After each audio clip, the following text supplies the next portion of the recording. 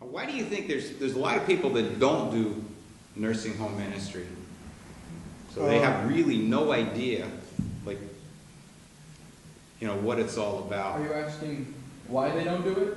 No, I'm just asking, what do they think that nursing home ministry, what's the purpose of it? What was for the people that are not involved? What do you think they're thinking what's the point of, why are we going to the nursing home?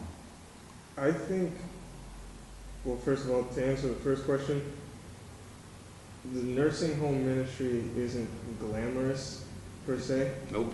As people, so it's less appealing to people. Mm-hmm. When people see the word being spread, it's more at churches, big events where people are preaching to people inside of the church. Right. And that's more glamorous to people, and it's more appealing to them, which is why people tend to lean towards that kind of ministry. Okay. And I think Matthew 25 talks about the least of these. Yes. Which these people, and a lot of these people are neglected. Like you said, many people don't receive any visits from their own family. That's right. And so I think that's one of the most important reasons, is to give them the love that they don't receive from their own family. Yeah, and I go very low with this statistic because I've read much higher statistics, but Pastor Pete likes to be conservative with his statistic.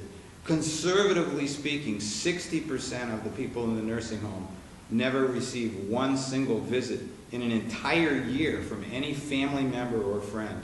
The only people that ever touch them are paid to do so.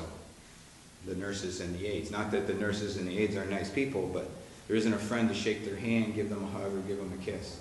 60% of the people in nursing care. In the United States, there's 1.3 million people in full-time nursing care. That doesn't count people who are shut-ins, that doesn't count people who are in assisted living, that doesn't count people who are in other kinds of facilities, halfway houses. It's talking just in full-time skilled nursing care. Like the population of like Houston. And there's 60% of those people never get anybody. Turn in the Bible to Luke chapter 4. I thought of this the other day before I start onto your worksheet. Because I think people think of nursing home ministry, maybe even sometimes we think of nursing home ministry as something extra that the church does. Sort of like a special little ministry that some churches do and some churches don't. But in Luke chapter 4, when Jesus began his ministry, he began preaching in his own home church. And it says in Luke 4:17, it says, "And the scroll of the prophet Isaiah was given to him. And he unrolled the scroll and found the place where it was written, 'The Spirit of the Lord is upon me, because he has anointed me.'" And here's some things that Jesus' main ministry, here was Jesus' main ministry, to proclaim the good news to the poor, number one. Number two, proclaim liberty to the captives. Number three, recovering of sight to the blind. To set at liberty those who are oppressed.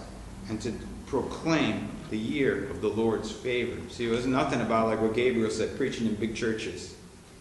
Jesus almost never preached in a big church. In fact, I don't even know if he ever preached in a big church that he wasn't criticized when he was there and had to leave. Most of Jesus' ministry was in countryside.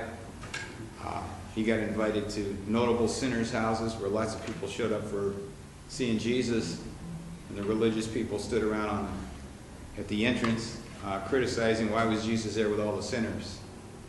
And then that's Jesus' main ministry. Nursing home is part of Jesus' main ministry. See, Jesus Christ, he's still here on earth today, except he lives in Pedro and Sam, Paul, Angela, Gabriel, Pastor Pete, and all the other people that have been involved there at Ally. And this is his main ministry. Secondary ministry is taking care of us here at the church that are already saved, because who was saying, we don't know how much time those people have.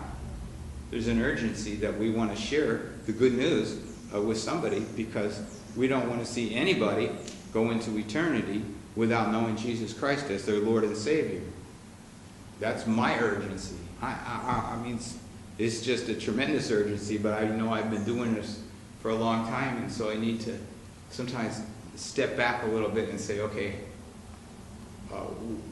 what can we do with the opportunities that we have in this community? Because the nursing home ministry that we do is like a door. There's a door to this church. It's a very small door compared to the size of the building. But once you come into that door, you can go all through this church to every room in the church. And in a small way, Allied and other nursing homes where we can minister are like little doorways. They're not a big doorway. They're not a glamorous doorway, but they're the doorway into the hearts and lives of people throughout this community. Because the people who are in the nursing home, they have families. There are workers. There are nurses. There's administrators. So when we're in there and we're sharing the love of Jesus Christ, we're touching many different hearts in that place. And people will come to you and say, Pastor Pete, could you pray for me for this person or that person? Some of the nurses will come. Some of the family members will come. It's amazing how the ministry spreads out. And if we could really commit ourselves to that, if you guys would see if the people in not only NCF, because I think NCF we do a lot of this, but in other churches would really get the excitement, like here's an open door into our community. So we're not seeing the same people every week in the pews, but whether it's a big church, medium church, or small church, all of our churches have similar issues, and that's that we keep reaching the same people week after week, month after month, year after year, with only just a very small amount of growth. And here's a tremendous opportunity to reach out into our community. They might not ever come and sit in our church, but we're reaching them for Jesus Christ. Why should I feel discouraged